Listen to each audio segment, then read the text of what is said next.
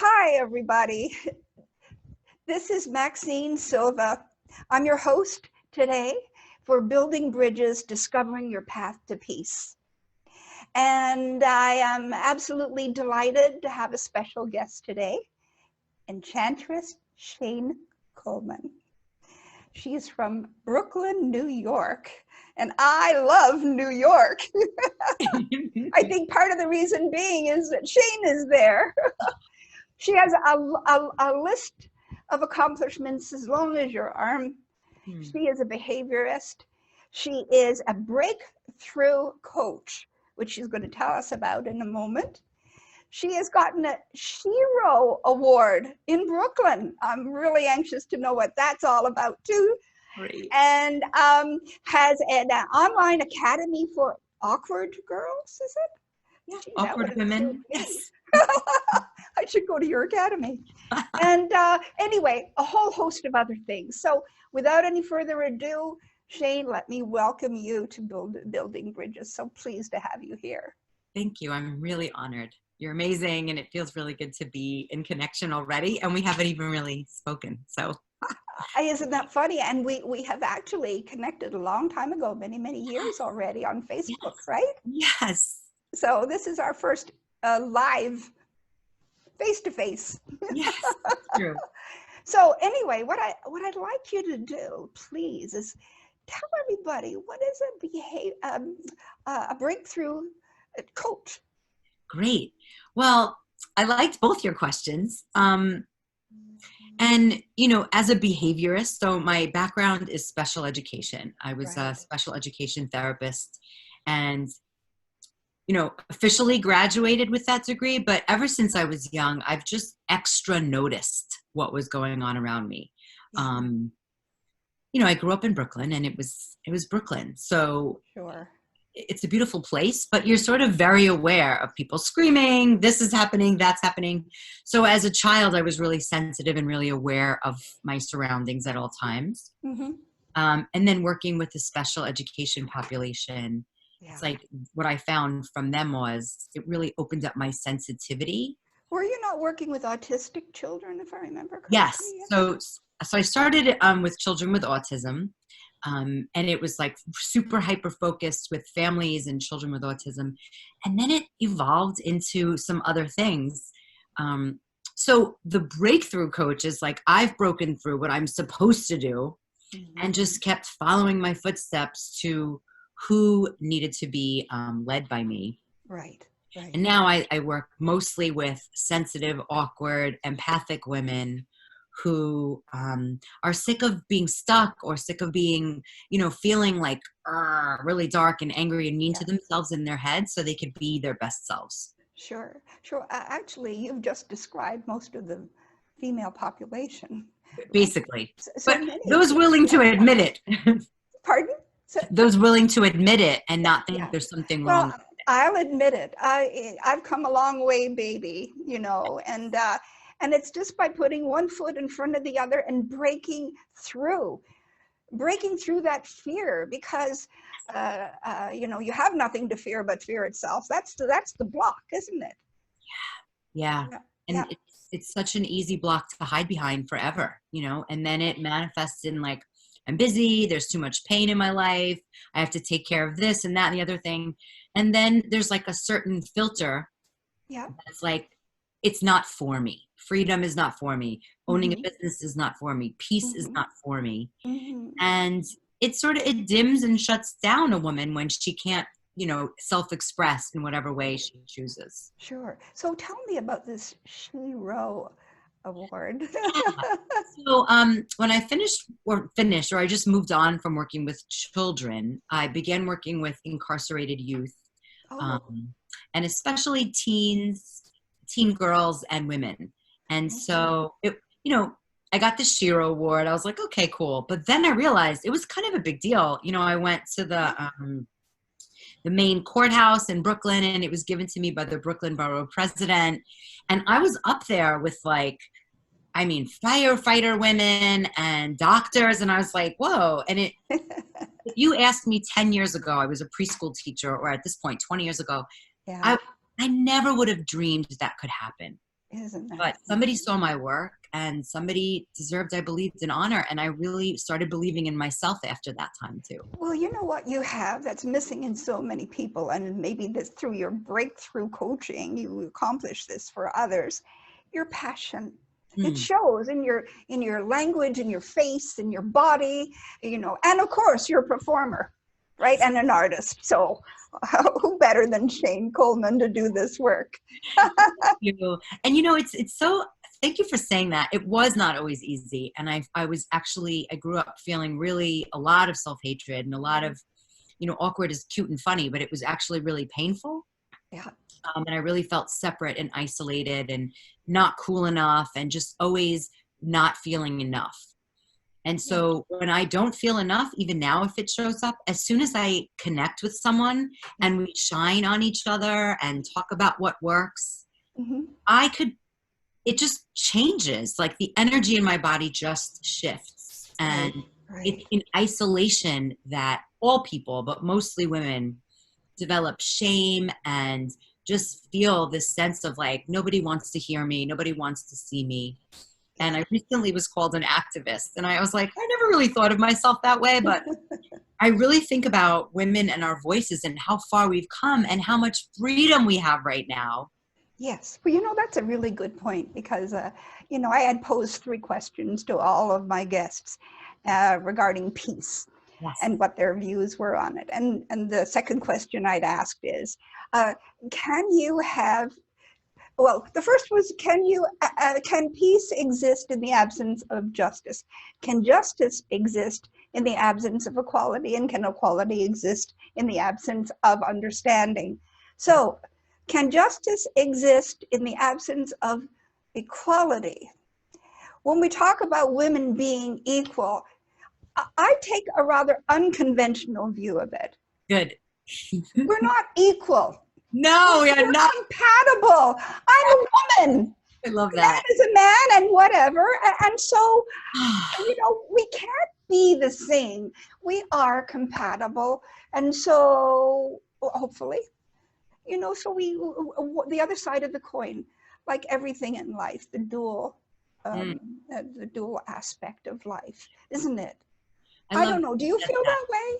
I totally do. You know, I don't even like the word feminist. You know, Mm-hmm. people Mm-hmm. think like, oh, Shane's a feminist. It's like, no, Because you're labeled then, aren't you? You're put into a slot. yes. And I have a very sweet and darling and amazing friend, and she says she's an activist. And we started talking about it, and she got so vicious and angry. And I was like, look what that word does to you. Like, it brings out the fighting. And, you know, as women, our The best, combativeness, isn't it?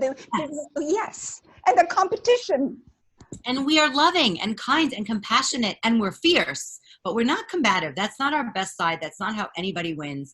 That's what happens when the masculine and the feminine want to fight. Mm-hmm. It's more of a less of a balance and more of Yeah. a harmony. Like Yes. it's a flow and it's very feminine. And that's the way we can get to peace is if it's not a this or that, yes or no, right or wrong, good or bad, Exactly. peace or hate. Yeah. It's like Yeah. a And lot. we complement one another. Yes, And I that's love the that. energies complement Yeah. each other, don't they, Shane?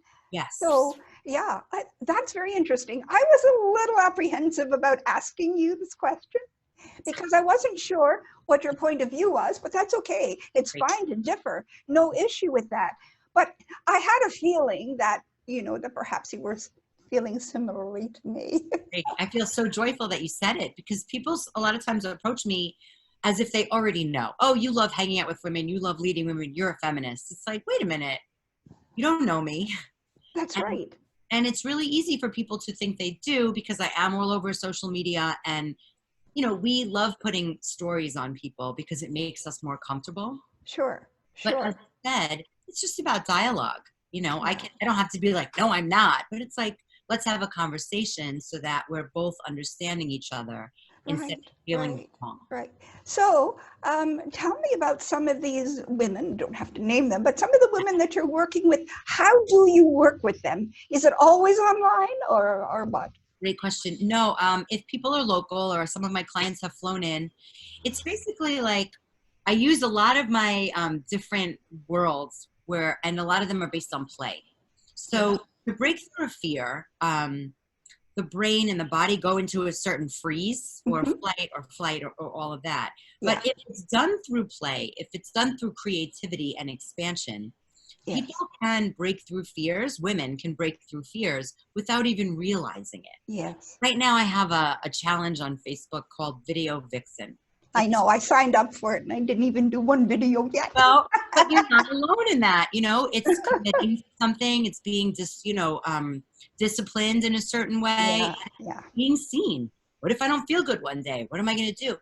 So all of these things, I really am the best cheerleader. I'm an activist that every woman is amazing and creative Yes. right now without any more schooling, without any more getting ready to get ready. Yeah. Right here, right now, everyone can be heard, and there's something interesting to be learned. Yes. Absolutely. So the sensitive communities that you work with that you'd mentioned Yes. would be which ones? So right now, I have worked with a couple of men, but the Awkward Academy is an online school, which means even if people live locally, they can just see me like this. Yes. And it's not like it's therapeutic, but it's not therapy. So we might be on the phone. So I did this with a client earlier today. She was freaking out about making a video for her workshop. She's an art teacher. I'm Hmm. like, let's do it right now. So I stayed on. She made her video. She had kind of a meltdown, freaked out, but she did it. Yeah. So really taking action is a big part of it, making a plan and emotional support. And most of the women I work with are creatives or business entrepreneurs who are also passionate, Right. but not putting their business out in the world, or they're putting it out and then they're running away, hiding and Yeah. playing dead. Yeah. Yeah. And it's all age groups that you're working with, Uh, Shane. it's amazing. I had a 19-year-old living in the barracks in the Navy in one of my courses. And then I have this very sassy 80-year-old. She's amazing. And everyone's different colors and races and Yeah. backgrounds. And that is, it's like your map behind you. Yeah. Everyone's important. Well, you know what? That's what this is all about for me. Tell me, yes. We are the world, and each one of us is connected. It's a domino effect. What one does affects everybody, the butterfly effect, as they say, right?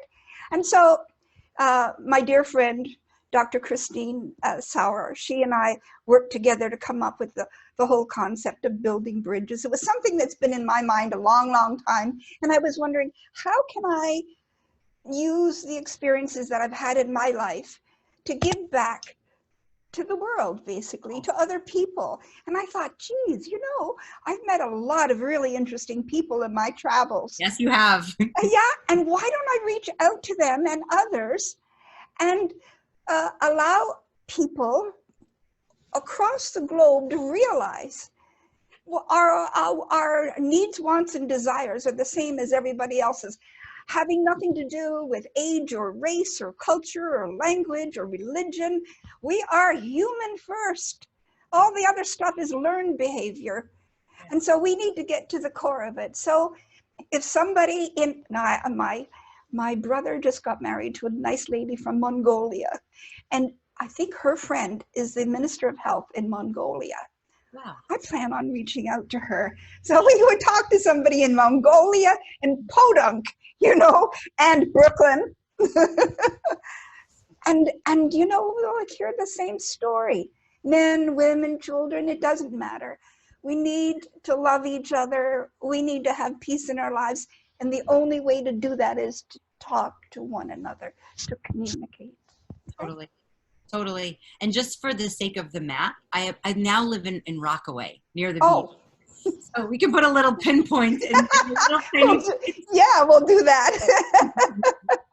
But yeah, what you're saying is so powerful on a soul level. Even if we speak different languages, we are all the same. Yeah. Even politically and government wise, like everybody wants what's right. And of course that can go a million different ways. Sure. But what's right is what's going to be most comfortable, what's going to be of service. Yeah. And that's when we talk about that, that's the language of the heart. And that's what we all have, It's so true. And you know what, Shane, in my travels, again, I mentioned that I have never in my entire life that I can recall met somebody that I haven't had even a little thing in common with. You start talking to somebody and realize, oh my God, sometimes it's a lot. but sometimes it's a little, but there's always something. And that way people feel that connection with another soul. And it's like, you're not a foreigner, regardless. Yeah. We are people in common. We're human. Yeah. You know. And it's that little moment, you know, when I worked with the kids in prison, I taught them theater and mindfulness. And just for that 20 minutes or 30 minutes when they were getting focused one-on-one attention, yeah, the way that saw them as a light being, as a curious creator, yeah, they opened their hearts. Some of them cried. They were like, whoa, I did good acting, right? You know, some of them made a joke. Some of them spoke truth that they've never spoken before. yes. And it was so precious to connect on a human level. Beautiful. And the fact that I love the work so much, I love them. And to love another human being through a moment of connection can make all of the difference in someone's day and their life. It's the greatest gift you can give another soul. Totally. Truly. It's just amazing. It can be life transforming, you know, and that's what you do every day, darling. So Shane, is there something before we close that you'd like to say to everybody? What's your message? Yeah, my message right now is to be nice to yourself. Really, to be nice. I mean, I could talk forever about that, but the way we're nice to ourselves is the way people get attracted to us. Yeah. And then, of course, if you're interested in working with me or knowing more about my work, you can even just Google Enchantress Shane. Well, we'll put a link on. Okay, you'll put a link. You'll put a link. Oh, but yeah, that's it. That's it. If you feel, yeah, because when we're mean to ourselves, it shows up in every other way, and Very true. So Very be true. nice to yourself. Simple. Very true. Well, bless your sweetheart. Love you, honey. Thank you so much. So much. Namaste. Bye-bye, hon. Bye.